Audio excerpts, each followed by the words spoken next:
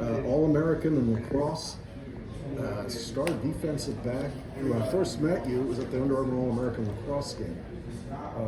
You going to continue doing both? We just gonna focus on football, but wherever the future takes me, two sports is very hard. It could have seemed like I was making it look easy, but there's a lot of ins and outs that people didn't see. A lot of sacrifices, a lot of bad and good days.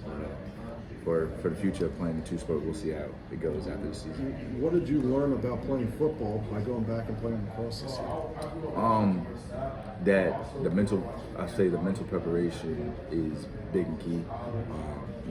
Because going from lacrosse, it's a big mental game, and just being able to hone it up and pull that to the football side, because there's a lot of skill out there on the field football-wise. But where you separate yourself is your mental. So your toughness, how you know the playbook, your instincts, trusting yourself, confidence, all that carries over from the sport. Before we turn over to Dave, you were one of the most exciting people on outlets past from the goal. To watch you sprint down there, I think you scared a lot of people on the lacrosse field. Dave Preston. Oh gosh, yeah, no. Expectations for this year, especially after the strides that you guys as a unit made last year. As a defensive unit, as itself, we just need to find another identity, because I said earlier, every year it's a different defense, different team, different talent. You can't necessarily, look back as man, we lost this and that. You got to look forward. You got to be where your feet are. We got the guys in the room. We got enough talent. Now it's okay, find who these guys are and play to that. So it's understanding our players, communicating more, and just being one connected defense. And then for the DB room, in terms of, we got some young guys. We got some guys that transfer, like Jaquan Shepard. We got Corey Coley's coming up in a big role. He's going to have a breakout year. Just getting those guys comfortable. We got a pretty experienced safety room, so just getting everybody comfortable is going to be the best. Ryan Williams enters his second season as official defensive coordinator, even though he's been with the program since day one, basically. What impresses you with what he's been able to do with the unit? What do you like as a teacher, as a strategist? As a man, you respect him to the 100%. And that's what a great quality a lot of people favor in a defensive coordinator. Who are you as a man? Who are you as a coach outside of the football? He cares about each and every one of his players, which gives him the confidence, and we back him up. Any decision he makes, we back him up. The times he getting in our face and yelling, we know it's not coming from a bad spot, because he puts his guys before. He gonna line up with whatever guys he got and gonna give them the utmost confidence. So he balances being a player coach and X's and O coach great to the point where we go out there and make strides. When he comes in halftime and getting us back, he's a reason why we come out there and do what we got to do most of the time. And where do you guys expect? Where do you want this unit to make strides, be better this year than last year? Obviously, as a whole, we gotta get up the field on third downs. We gotta limit the explosive plays, limit and contain, things like that, and just controlling the explosive plays, because that's what hurt us. You look at a lot of these games, we're controlling a lot of the line of scrimmage in most of the games, but then one big run will pop off, one big pass will pop off, and it's real streaky, and then they inflates the scoreboard and things like that. It's one thing for you guys in the locker room to say, hey, we can go win a Big Ten championship, but what does it mean to be able to have a team and a coach with the confidence that, we can say that out there in the streets? It gives us a little more confidence, and you got to turn that pressure that that you set out when you put out in the media some words. You got to stay up to those words, or at least land amongst the stars. We got to look back at ourselves after that, though.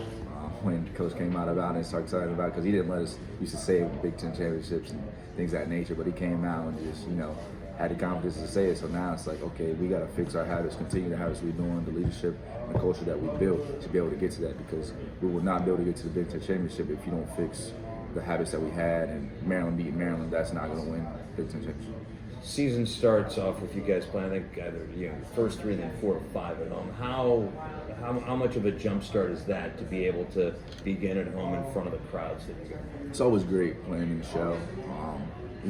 Home crowd, away crowd, but this team, we got a lot of energy within ourselves, so you can say that. But always playing home is great. You never have a better feeling on game day, doing the turf walk, all that things of the tradition of being a Maryland player. Having them home games often the strides of the big games we have coming after like what, a 4 or 5 year stretch.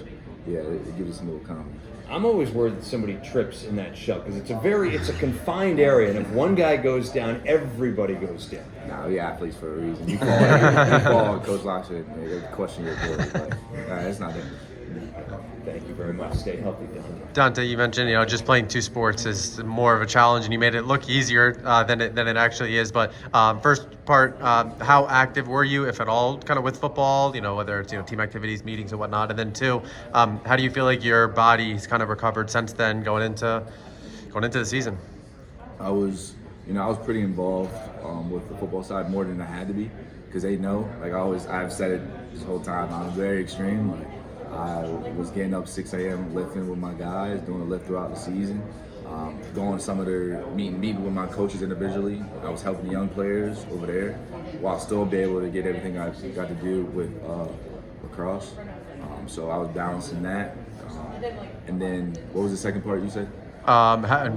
Describe your body. Yeah, and honestly, like my body held up pretty well.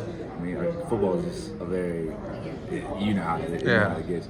But they gave me some time off and still progressing back to everything and as it flows up again. So. Sure. I was gonna say, I mean, you're looking pretty bigger, but kind of going into year 2, obviously, you get a chance to start against Bo Braid. What kind of did you feel like maybe the experience last year that you gained, kind of going into this year, kind of gives you guys confidence and just the overall confidence level in that back line? Most definitely, because obviously we were out there trial by fire. There was a lot of plays we had to make, and there were some plays we didn't make, and there were some plays where we were like, "Why'd you make this?" and "Why'd you doing that?" Me and Bo have been watching for the past 2 months over the summer, looking back at it, about to throw up, watching the tape. It's like, "Why are we doing this? Why are you doing this?"